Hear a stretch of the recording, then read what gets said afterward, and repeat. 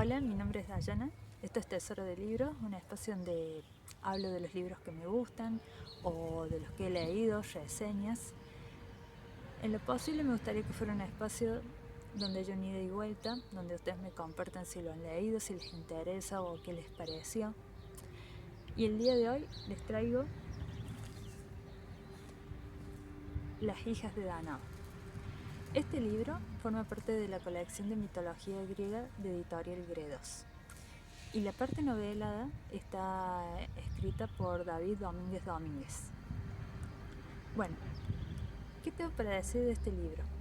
Cuando era pequeña, teníamos una colección de enciclopedias y me encantaba buscar personajes que salieran del común o que no fueran tan populares como eran, por ejemplo, Zeus. Y fue así que me di con las Danaides. ¿Por qué este grupo de 50 mujeres recibe el nombre de Danaides? Suele ser una forma de referirse a la prole a partir del nombre del padre. Las Danaides son por ser hijas de Dánao. Otros casos que podemos tener es como por ejemplo Aquiles, el famoso guerrero de la guerra de Troya, que recibe el nombre de Pélida por ser hijo de Peleo. O también el caso de Menelao y Agamenón, los Átridas por ser hijos de Atreo. Cuando me topé con el mito de las Danaides, me pareció curioso e interesante, pero no fue hasta que Gredos lo noveló que pude sumergirme un poco más en la historia.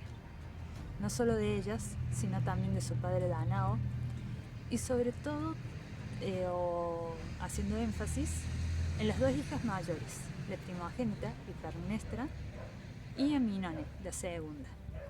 Pero en sí es una historia que compete a toda la familia. Y cuando digo familia, la familia ampliando más todavía. Es uno de esos mitos que busca que sepamos que nuestras acciones tienen consecuencias. Más temprano o más tarde, vamos a tener que pagar por lo que hemos hecho. A veces nuestras acciones tienen un costo alto. Esa deuda que hayamos asumido, si no es en esta vida, la vamos a pagar en el más allá. Y justamente este mito, si bien nos va contando la historia de ella, su fin es llegar al castigo que van a tener en el inframundo. O bien lo que se volvió más popular, porque no siempre las versiones de los mitos se han mantenido iguales al ser transmitidos oralmente, sino que se han ido modificando a lo largo del tiempo. Otros mitos que hacen hincapié en el castigo, una vez que llegan al inframundo, los personajes es el de Tántalo o Sísifo. Y al igual que ellos, el castigo es un castigo estéril, repetitivo. La acción de repetir una y otra vez, sin llegar a ningún fruto, sin llegar a ningún fin, es una muestra totalmente de falta de esperanza.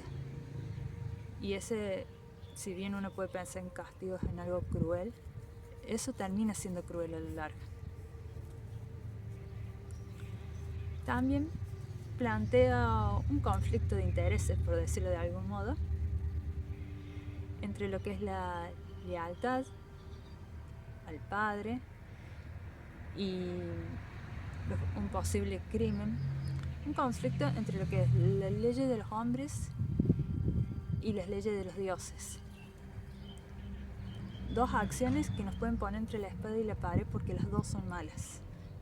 O las dos pueden ser severamente castigadas y más en la antigüedad, pero sin embargo una puede ser más condenatoria. También nos habla que hay cosas que están destinadas a pasar, pero no necesariamente a perdurar. En su momento el número 50 me parecía un tanto exagerado, sin embargo le da impacto a ciertos momentos. Ese número, esa cantidad de personajes que ejecutan ciertos actos o circunstancias, lo dota de magnificencia, ya sea en la belleza, en el terror o en la eternidad. Y el autor ha podido retratar de un modo logrado esas circunstancias y escenas, dotándolas de intensidad y profundidad. Es una novela que está bien estructurada, va de un principio a un final. En cada momento no se va a desperdiciar nada, o sea, está bien dividida en segmentos en los que no se desperdicia nada, pero tampoco se va por las ramas, sino que nos ofrece todo lo que necesitamos saber o vivir con los personajes, porque es en la medida justa y necesaria vivir o acompañar a los personajes en su camino y en su historia. Concluyendo, es una novela breve, pero está bien aprovechada y es entretenida. La pluma con la que está escrita es eficiente, logra transmitirnos sentimientos y emociones sin la necesidad de prolongarlo o ahondar. Además, como otras entregas de la colección de mitología griega de Editorial Gredos, tiene una sección final que habla de la supervivencia del mito, en este caso a cargo de Juan Carlos Moreno, la cual tiene por fin hablar del posible origen del mito, si hay algo de real o algo ficticio, o cómo pudo llegar a formarse y ser transmitido oralmente. Aspectos del mito también se tratan en esa sección, o referencias del mismo, como son en el campo de las artes, lo que es la pintura, la poesía, entre otros. La sección final siempre es un plus a la historia novelada, porque siempre queremos saber un poco más.